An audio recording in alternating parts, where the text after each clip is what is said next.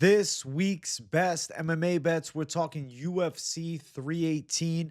I'm going to give you guys my lock of the week, my most confident picks on the card. We'll talk favorite underdogs, Degen props of the night, and then finish it out with the parlays. So make sure you guys smash the like button. If you're new to the channel, subscribe, turn the post notifications on, and make sure you share the video too. Last week, sensational.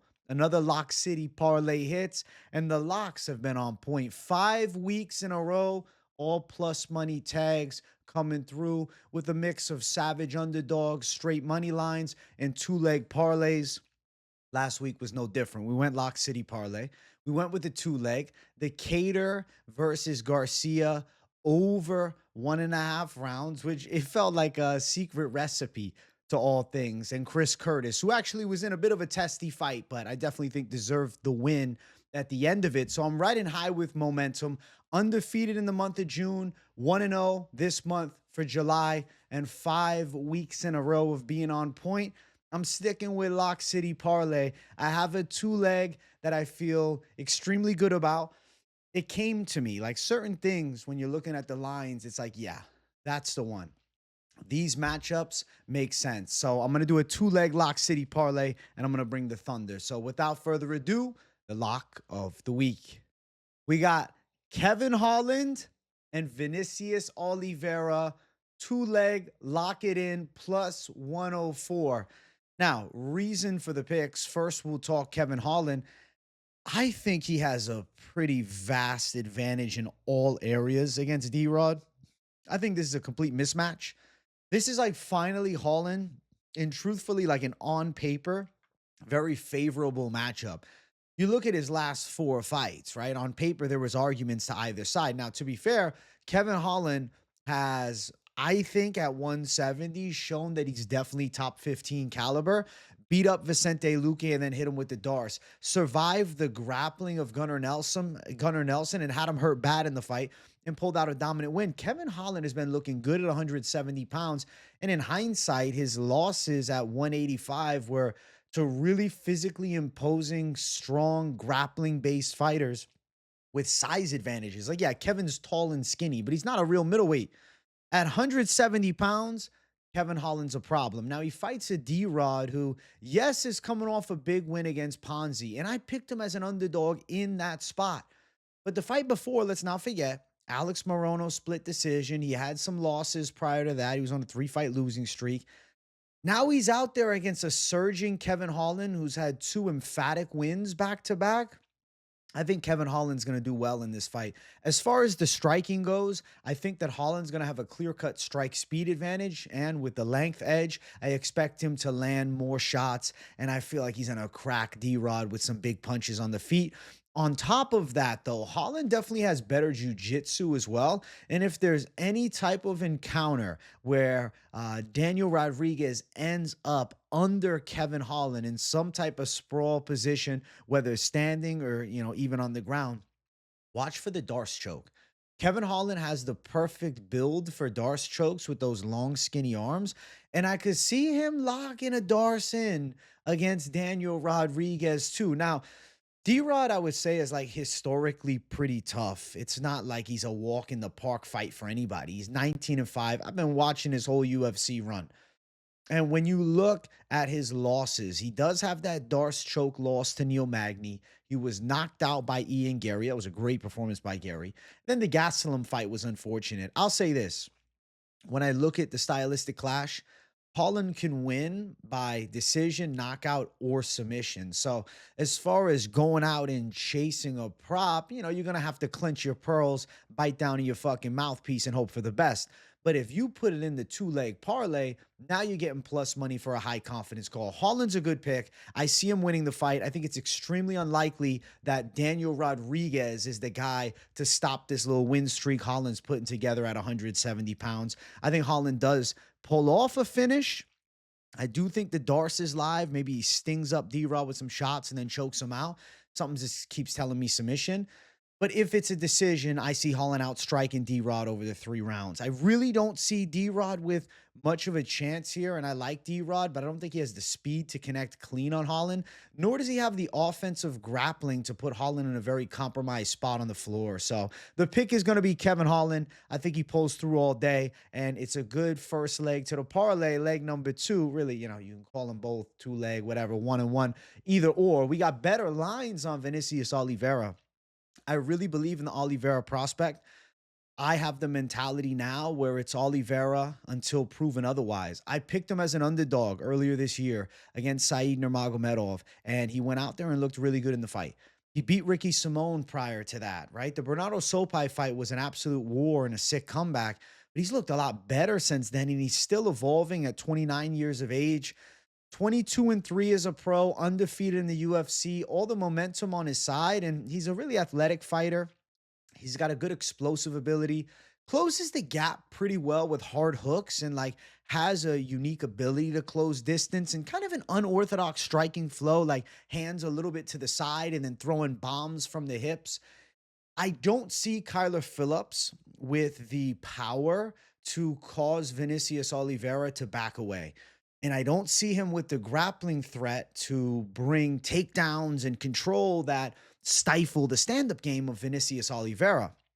Kyler Phillips is a kickboxer by trade. He has a very clean striking style, and his distance kickboxing is quite nice. He has good kicks to the body. He's got pretty good timing on straight shots. And I'd say he's a creative striker, but Oliveira's pressure, Oliveira's athleticism, Oliveira's explosiveness, and the momentum on his side, on top of the physicality advantage, if they do tie up, I predict that Vinicius Oliveira is a considerable amount stronger than Kyler Phillips, and I would also rate him as the better grappler as well.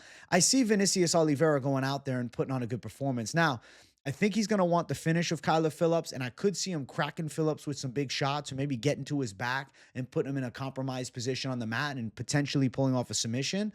But I do have a lot of respect for Kyler Phillips' technicality, and I feel like there's a possibility that Kyler Phillips goes distance here. I don't think finish is a lock for Vinicius Oliveira. I'm personally not crazy about the side of lock dog, locking it in by finish. You have such a playable money line at -148. You don't need to chase any of the prop betting side. And then when you put it in a 2-leg parlay, now you got +104. I love it. I really do. I think Kevin Holland's a perfect piece to go alongside Vinicius Oliveira. This seems like the 2-leg parlay that stands out. And I think we're going to 6 straight with this one here. I feel very confident in it. And I have a foresight of what's going to happen. I think Oliveira is going to look dominant, and I think Holland's going to look dominant. And I think we're going to have one of those lock city parlays that people after the fact, if they didn't go with it and tail it, not saying blindly tail it, do your own research, but I'm telling you what I'm doing. They're going to say, oh shit, that should have been obvious. I think we got a magical 2-leg. So Kevin Holland, Vinicius Oliveira, put them together. Savage, Lock City parlay for this week's Lock of the Week. Bringing plus money as usual. And we're going to make it happen. And we're going to go 6 in a row. So let's get it. I'm looking forward to the lock. I do want to talk about some of the most confident picks on the card. I'll bring them up on screen. And you see 2 familiar faces, which I'll just lightly touch on again. Kevin Holland, Vinicius Oliveira. I'm not just parlaying Vinicius Oliveira with Kevin Holland because I like the lines.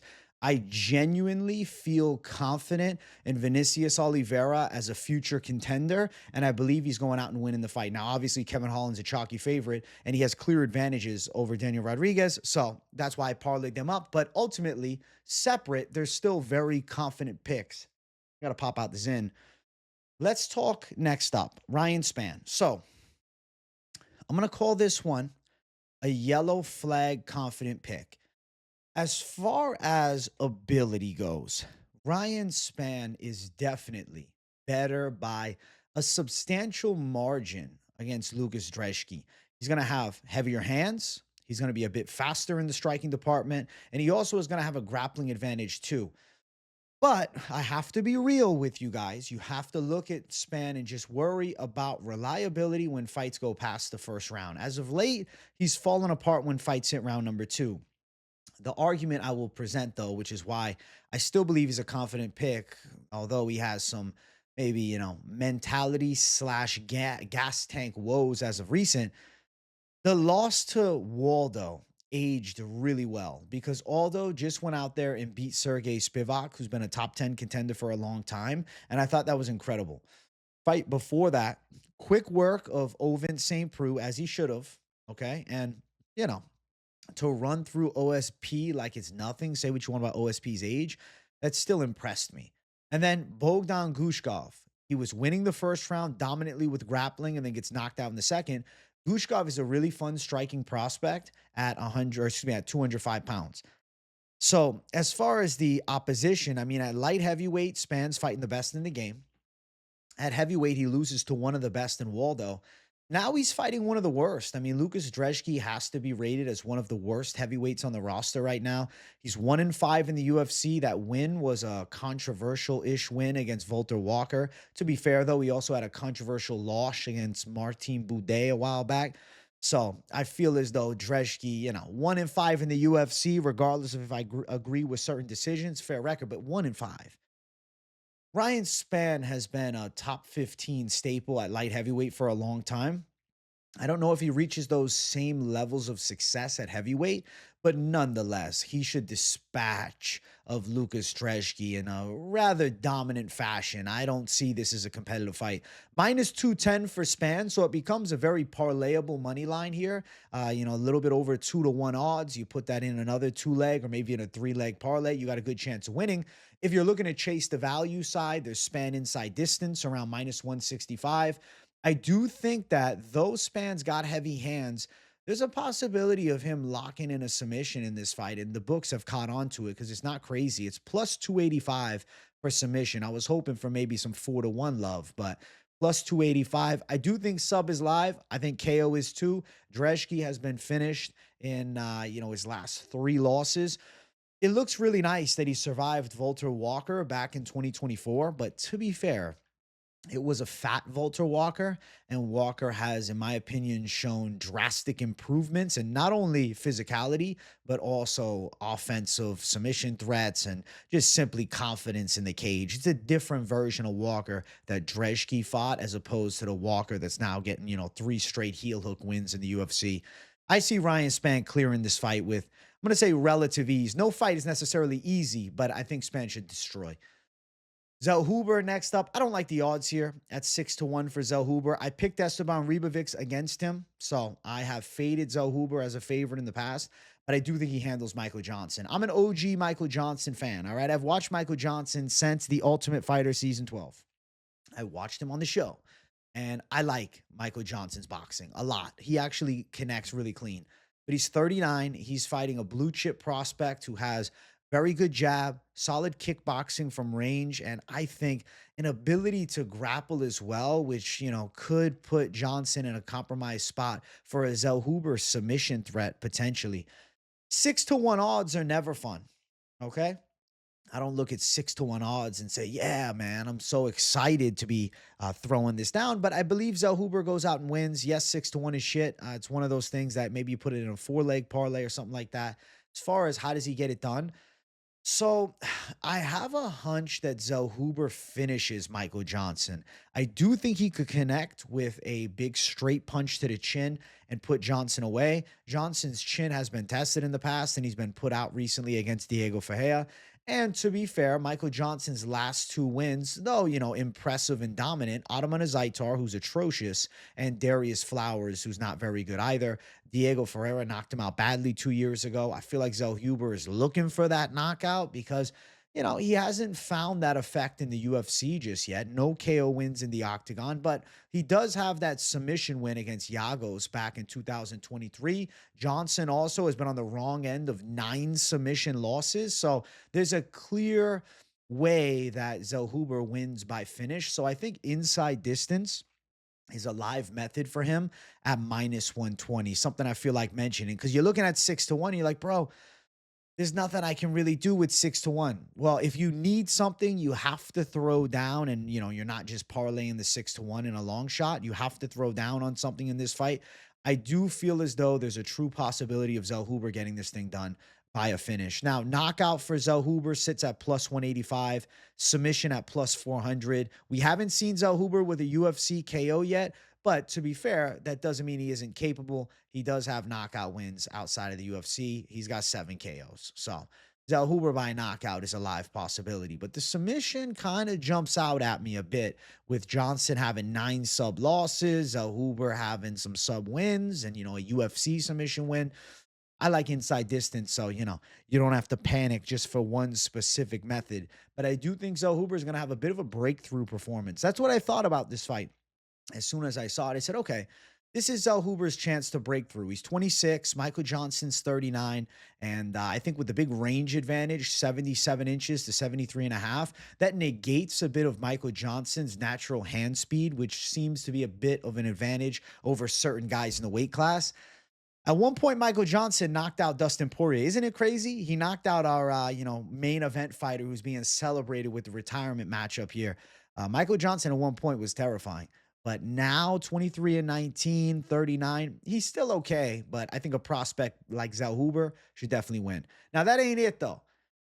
I brought 4 on the screen. But come on, man.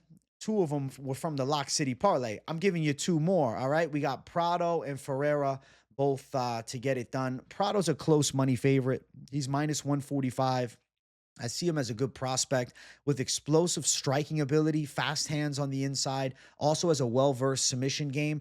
I see him cracking Varetinikov with big close-range punches, and if they do go to the ground, I think Prado would dominate position and potentially threaten with submission. I don't think you need to go out and chase a submission prop or a knockout prop with Prado. He's minus 145 in the money line, which obviously you can go straight at it, or you could potentially put him in a 2-leg parlay. I do think he pulls this one through. I don't see Prado going 1-4 in the UFC start. I don't think Varetinikov goes out and beats him. Yes, Prado at 23 is very young, but he's also working with American top team. I'm expecting drastic improvements time and time again. And he's looked good in fights against high-level opposition like a Jake Matthews. And yeah, you could say, oh, well, he clearly lost. Yeah, but he put up a good fight too. I see Prado as a gamer for sure, and I think he can pull this one out. Prado by sub is plus 850. KO sitting at plus 325. Now, Varetinikov, not necessarily easy to put away. Of his 6 losses, he's been submitted once, knocked out twice, but only one of those finishes was, contender series. No, he didn't get finished. He went decision with Morales, and then obviously a UFC fight against Vanderford where he got knocked out in the second. Decision's a possibility is what I'm really telling you. So Prado to land big shots is also incredibly live. So I feel like the money line is just such an A side here. I think underrated minus 145 for Prado, who somehow opened that as a plus 160 underdog. I don't agree with that. I feel like Prado's a clear-cut winner in this matchup here, and I think he handles Varetinikov. Whether it's 3 rounds or whether he's finishing Varetinikov in the first 2, I see it as a Prado fight. I feel like he's ready to go 3 hard. I think he lands some pretty impactful shots, and like I said, if they do grapple, I see Prado as the guy that ends up in top position. I don't think Varetinikov is sending Prado outside of the UFC. Hell nah. Next up, we got another one. All right, we got fat favorite, Bruno Ferreira. I'm confident Ferreira. You must be. Jackson McVey, I was picking him against Cedric Dumas, but I think Bruno Ferreira's live to catch him with big overhand shots. When you have a tall guy like McVey, naturally he's going to be punching downward, and a guy who wings bombs like Bruno Ferreira, I think there's an availability for McVey to get caught on the chin. I could see Ferreira knocking him out, but I think Ferreira's jiu-jitsu skill set / grappling overall could be a bit underrated. He is coming off that arm bar of Armin Petrosyan, and if you look at his career, he does have 4 submission wins opposite 9 knockouts. It's finish, all right? Ferreira fights don't go to the decision. And Jackson McVey on the opposite side has never been to decision either. I feel like this is too much of a level jump. Cedric Dumas, though he has, a tall and long frame, I feel as though he was a much more realistic debut matchup for a guy like McVey, who we don't know a ton about. Like, obviously, we've seen him run through some cans outside of the UFC and beat, okay talent. He does have good submission skills. He does have solid straight shots, and he definitely knows how to fight. Like, he's not some shitbag, right? McVey could have some UFC potential at 26, but fighting now experienced Bruno Ferreira, I just don't think things are going too well for him. I think Ferreira, even though he's at a huge disadvantage of height and reach, is going to end up closing that distance and landing. Ultimately, there's a factor of being tall that, gives you an advantage, but then there's knowing how to use your length. And I don't think Jackson McVey is a maestro of managing distance or striking from long range while also keeping opponents at bay. And I don't see him dragging Bruno Ferreira to the ground. I think Ferreira could actually win the battle of the takedowns here. So I think Ferreira very live to go out and finish this fight. I don't agree with, how, I mean, do I agree with how wide the odds are? Yeah, I guess I do. At minus 5-7, I get it. I get it. Ferreira to win by KO is minus 150, submission plus 225. There's nothing fun about the betting side on this fight, but it's a most confident pick. I got a UFC veteran versus a debuting guy, 4-2 in the UFC, Bruno Ferreira, who's put on some badass performances. I lean towards the knockout. I think McVey's chin comes a little high, not a lot of head movement, and just the, factor of him only having 6 pro fights.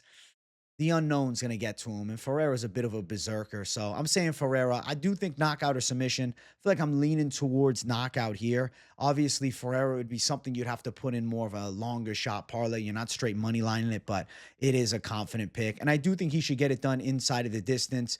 I would say first order of business, you'd lean knockout, but then the value side plus 285 would be the submission call, which, maybe he goes out there and locks a sub up after cracking McVey with a big punch. Actually, plus 225, not as good.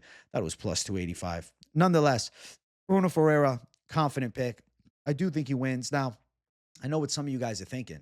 I can hear the comments before. So, what about Gautier?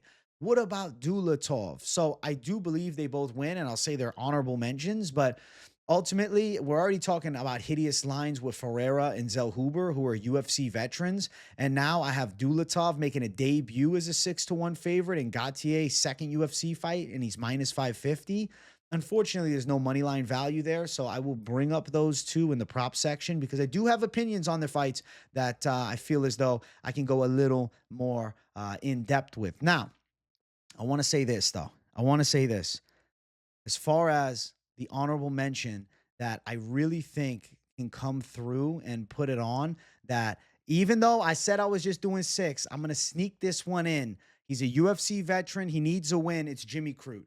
I feel like Jimmy Crute is going to end up winning by submission against Marcin Prachnio. He's a 3-1 favorite. That sub line does seem like a, potential touch, especially because we've seen Prachnio submitted. We'll talk a little bit more about that in the prop section, but it's another pick that I feel confident. And I couldn't not bring Jimmy Crute in because I feel like 3-1, yes, it's wide, but at least he's a veteran. For me to call, oh shit, debuting guy at 6-1 or, second UFC fight at minus 550. At least Crute has been fighting good opposition. And you know what? He looks solid against Bellato nonetheless, regardless of the unfortunate result at the end. But I do want to jump to the favorite dog section. I want to talk some underdog action. I know you guys are looking for the plus money, especially after seeing some of these fat favorites. So I'll bring them both up on the screen and let's check them out. First things first, Marvin Vettori, plus 175. I think that Vettori can outwork Brendan Allen over the course of a hard 3-round fight. Now, Brendan Allen normally is able to drag people to the ground, find their back, and, control position at the worst. Vettori is known as a very defensively sound and physically strong grappler in his own right. I don't see Allen being able to buzzsaw through Vettori's takedown defense. I have a hard time seeing Allen taking Vettori's back. I do anticipate he attempts to take him down at points, especially against the cage. Maybe even looks to drag him to the ground and jump his back against the cage. But I see Vettori's physicality as a key difference maker here. So I feel as though negating Brendan Allen's grappling offense and then a striking fight, I would favor Allen as far as the kicking skill set goes. I feel as though he's a bit faster with his legs, but I think Vettori with the southpaw boxing is going to connect with some clean shots on Brendan Allen. Allen doesn't have the highest rate of defensive strike ability, in my opinion. And when you look, Chris Curtis really delivered a high impact performance and made it nail biter close. And I picked Chris Curtis. He lost a split decision. He tore up his hamstring at the end, whatever went down. But let me say this. There was the ability for Allen to get to dominant position on Chris Curtis in moments early in that fight. I look at this one. I don't see him doing that with Vettori. I see Vettori hitting Brendan Allen with some big shots, also a southpaw. I think Vettori wins the striking exchanges. I think Vettori does a bit more in this fight. Fortunately, he lost his brother not far from this fight, I believe a few months ago. So rest in peace to him. That's tragic. And I feel like Vittori is just going berserker mode in the gym right now. I'm anticipating a highly motivated underdog, Marvin Vittori, putting on a quality performance and getting a hard-fought decision win against Brendan Allen. I see him outboxing him, and I see him stopping the grappling threats. I feel like Vittori at plus 175 is more than live. You don't need to chase anything else, but I do lean towards decision. Vittori to get it done on the judges' scorecards. The official pick sits at plus 235, plus 240. You just money line it. Off chance of a sub or off chance of a knockout. Unlikely that Vittori goes out and dusts Brendan Allen. But, you know, it's not like Vittori's never finished anybody. He's got 9 submission wins. Like, yeah, he's got 8 decisions and only 2 KOs. But we've seen Vittori finish. It's just not a commonality with him. And if we get, you know, freakishly motivated Vittori, maybe things change. But either way, I think Vittori is going to be able to outwork Brendan Allen. I think he's going to be able to put it on him with some hands, defend the grappling attacks. And I see Vittori getting the hand raised as an underdog. I don't agree with the lines. I think even money would be the true lines here if you're looking at it from my perspective. But they got Vittori as a fair-sized dog here around plus 175 range. Ain't that interesting? I'm going Vittori to win. I'm going with the Italian, holding it down for all of Italy in MMA right now. Next up, Nicole Caliari. So I expect this to be a close fight. Caliari actually did a good job of closing the gap on Ernesto Carrasqueta last time. She also brings a bit of a takedown threat to this fight. Now, of course, Carli Judice is the hometown girl. She's from Louisiana. We're fighting in Louisiana. I feel as though Judice definitely has a distance striking advantage, but Caliari does a good job of closing the gap and throwing hard shots. She's a really athletic woman with like a natural bounce to her style, very physically strong and well built. Yes, she's giving up 6 inches in reach, which is a factor, but also gave up a lot of range against Carrasqueta and put together a really competitive fight. And Judice also has a loss by close decision to Carrasqueta, who was back on the Contender Series. I feel like Judice is being a bit overrated for a knockout against an unproven Yunesi Dubin, who had that sick KO on the Contender Series, but got to the UFC and then got destroyed by Judice. I definitely think Judice is technically sound. She's a good athlete with sharp striking, but Caliari's good too. She can strike well. Specifically, she can box well in the red zone. And on top of that, I favor the side of Caliari in the physical strength and grappling positions.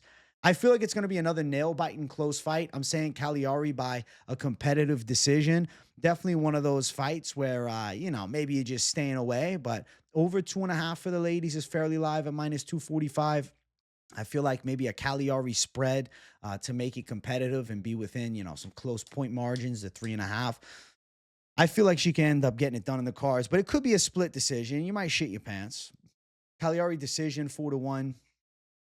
Split decision Caliari plus 1,200. I feel like split decisions live, but I will say this. We're in the home state. Judice. The crowd's roaring and it's that close. Like, she might end up taking a nail biter, but I'm going to go with Caliari as the pick. I definitely would say I prefer the Marvin Vittori moneyline underdog call and bet more so than Caliari. Women's MMA is weird. You guys know it. If you watch it often, if you watch the channel and you watch it often, you know what I think about it. It's weird. Shit goes weird. I'll say Caliari sneaks through with a competitive one, but definitely not a lock or anything like that. Now, I do want to talk about some of the Degen props of the night, all right, and also some overs. So, first things first, the over that stood out to me, over 2.5, Vittori Allen, minus 285. I anticipate those two going into the later stages. Over 2.5, Dan Ige, Patricio Pitbull, minus 275.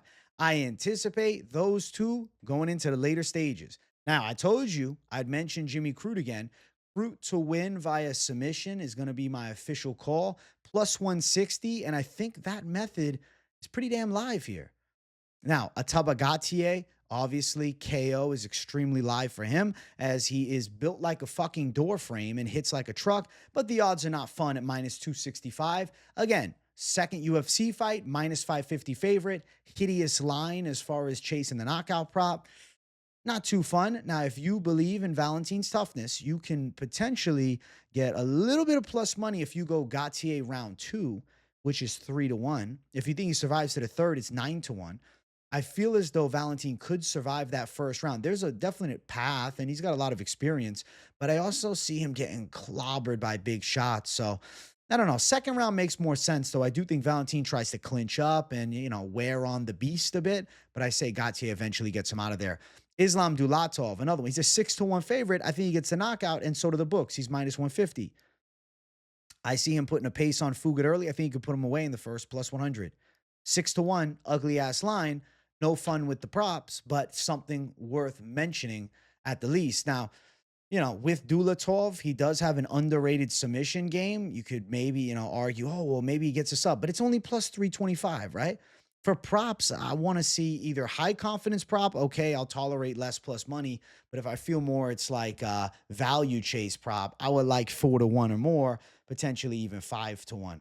Now, I will say this. Ryan Spann to win by submission is, a bit of like a tricky Degen call. It's only plus 285, but something's telling me he's live to lock up like a front headlock position on Brzeski. Might knock his ass out, and that opinion gets completely shut down, but the thought pattern that I'm having, so I feel as though I might as well give you guys something.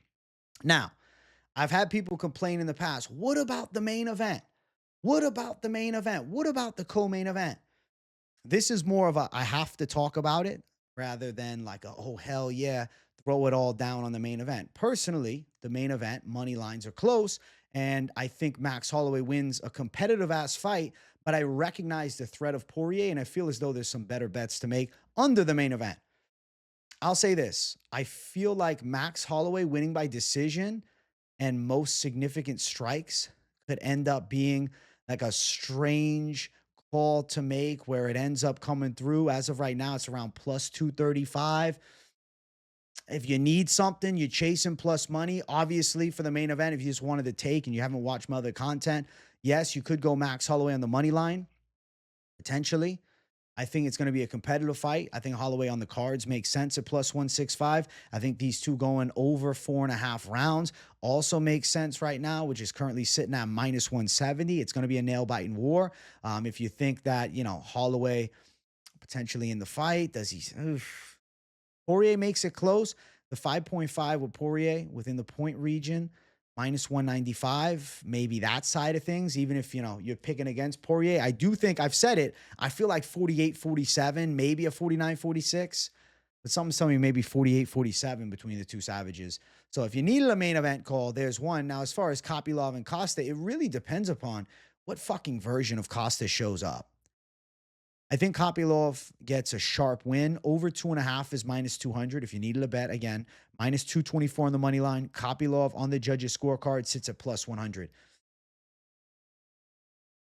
Two high-risk fights to go throwing heat down on. When under it, I have very confident calls. So I'm discussing the main and co-main event for those that have asked me in previous pay-per-view, this week's Best MMA Bets comments. I've seen it before.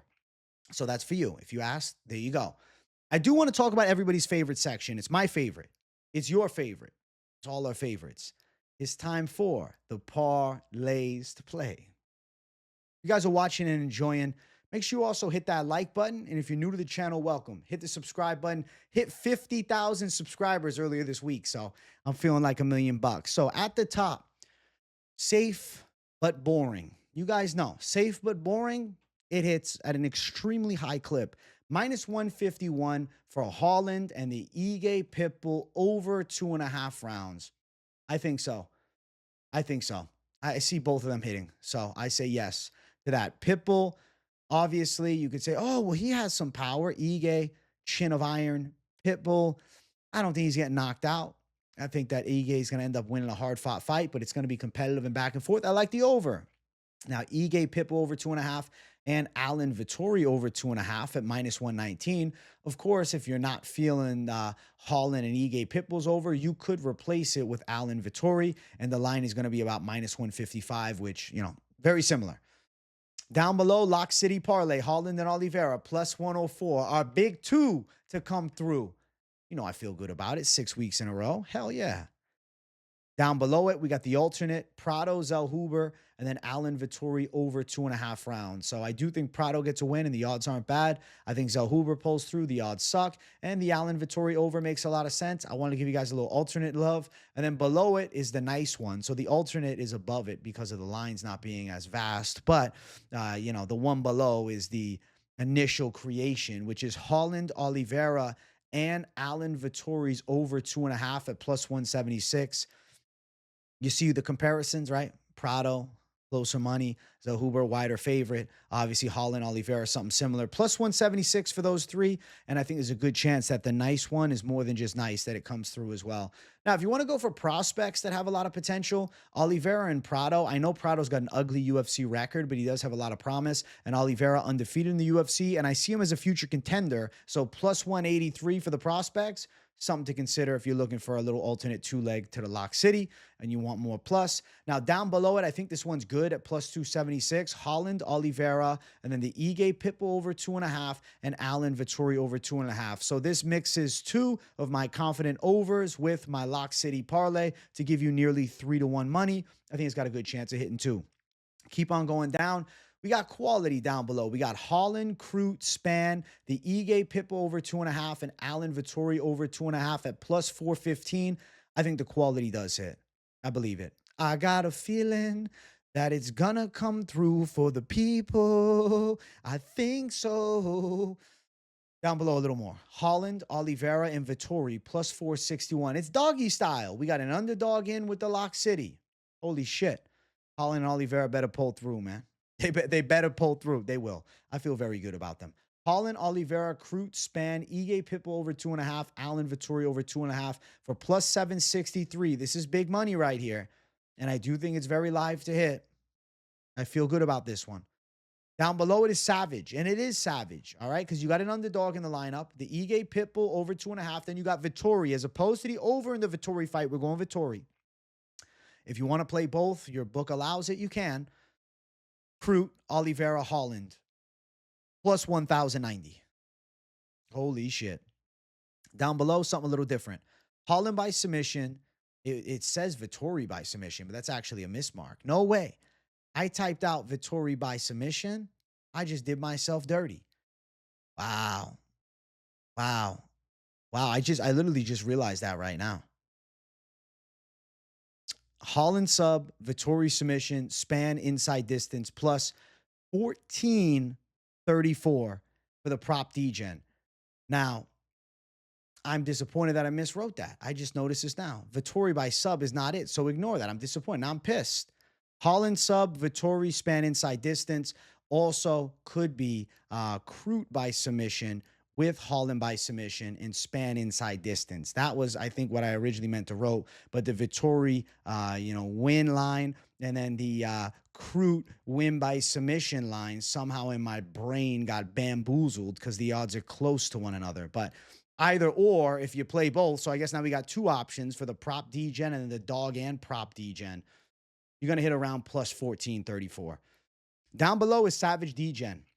I said, all right, can I bring plus 2,000 or more? Damn right I can. Holland, Oliveira, Crute, Spann, Vittori, Prado, and Ige Pitbull over 2.5 rounds at plus 2,444.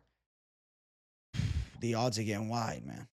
The odds are getting wide, but as you start going ballistic and crazy like that, your, probability of great success does drop a bit. Now, I was going to do one on the live for you guys because, listen, I'm a man of the people. I hate the lines, but I think Zellhuber wins at 6-1. Type sneaky in the comments if you didn't just screenshot and bail and you're listening to this. So Zellhuber as a 6-1 favorite, okay? This is the sneaky play. And then we throw Kevin Holland on the lineup, not just together. It's minus 230. I mean, if you want to play them together at minus 238, more power to you. It's a safe but even more boring. Just something to mention. Keep going from there. All right. Vinicius Oliveira. I'm a big fan. I'm a big believer. I have to be. Put Oliveira in. It's plus 138 now, but we're going to keep growing it. We're not going to just keep it here. I got more to bring to it. All right. The Vittori over 2.5 rounds. All right. Brings you to plus 222. Okay. From there, we're going to add a little more. Ryan Superman Spann to win at minus 210. Now we got plus 375. We're going to keep it going. It ain't over yet. We got the Pitbull Ige over 2.5. All right. Plus 547 for that one right there, which has confident overs with some confident picks. 4 of the confident picks on the slate with Zellhuber, Oliveira, Holland, and Spann. Now, of course, you could also throw in some other confident calls where the odds are no fun. Bruno Ferreira specifically. And then there is fun odds, though, if you wanted to add the side of Prado in. And if now you added those two to the lineup, now we got plus 1185. Now things are going savage mode. And then if we're going Jimmy Crute as well, now we got plus 1614. See how we're chasing it? This is 9 team. This is where the fucking risk comes in. And this is where people get burned. 2 3-leg parlays max, your highest probability. That's why Lock City comes through on the reg. And same with Safe But Boring. 2 confident calls coming together and making magic happen. If you don't want to play the over 2.5 in the Vettori fight and you just want to go straight underdog Vettori, plus 3,389 for the Degen play of the day. 9-team parlay, Marvin Vettori, Jimmy Crute, Francisco Prado, Bruno Ferreira, the over in the Pitbull and Ige fight, Ryan Spann, Vinicius Oliveira, and Kevin Holland. And just because why not? To cap it all off, you throw Max Holloway in the main event. Now you got plus 5,917. And if you think Kopylov and Costa is going over 2.5 rounds, well, now you got plus 8,925. You're going Degen AF. Holy shit. There you go. There you go. Taking it a damn step further. But the parlays written down, those feel like the money calls. Now, I say it every week, don't blindly tail. Do your own research and see where your research lines up with mine so you give yourself the best probability of success. Ultimately, yes, I've been doing incredibly well and I'm putting a lot of work into this shit. But you still should be backing up your takes too, not just blindly telling if you're throwing substantial money down. Now, if you're just throwing a few bucks down and you're playing, some Degen plays or some 4-to-1s, it's different. But if you're going heavy on certain plays, you should also go out and do your own due diligence too to maximize your result. But Lock City Parlay, you've been playing the locks with me. You've been cashing, tailing plus money for the past 5 weeks. And I ain't lost over the course of this last 6 because the weird, Blanchfield fight falls through. The Gustafsson fight fell through. That was a mess. But still, so it's like a no contest there. So 6-week unbeaten, but looking to make it 6 winning plus money Lock City parlays in a row. And, keep July going with the momentum of last month too. So let's get it, guys. Let's get it. I hope you guys enjoyed this week's episode of this week's Best MMA Bets. Make sure you guys hit that like button. If you're new to the channel, welcome. Make sure you subscribe. I got daily content, live streams, videos, and more. So keep it locked in on the channel. W in the comments if you got nothing to say, but let me know. What's your 2-leg parlay? What are you thinking? What's your lock city? You got an underdog savage lock that you're just going with? I want to hear what's your most confident picks too. So let me know all your stuff in the comments down below. I want to see what the community is thinking about this UFC 318 card. All right. Thank you guys for watching. Turn the post notifications on. Don't forget it. Because you guys know the content doesn't stop. Thank you guys for watching. I love you guys. Thank you so much for 50,000. We're running it deep. And hey, if you want to sweat everything out with me, join me for the Fight Companion Saturday, 6 p.m. Eastern time. I'll be live for the entire card. Thanks for watching, my people. And I'll see you all in the next one. Much love. Peace out.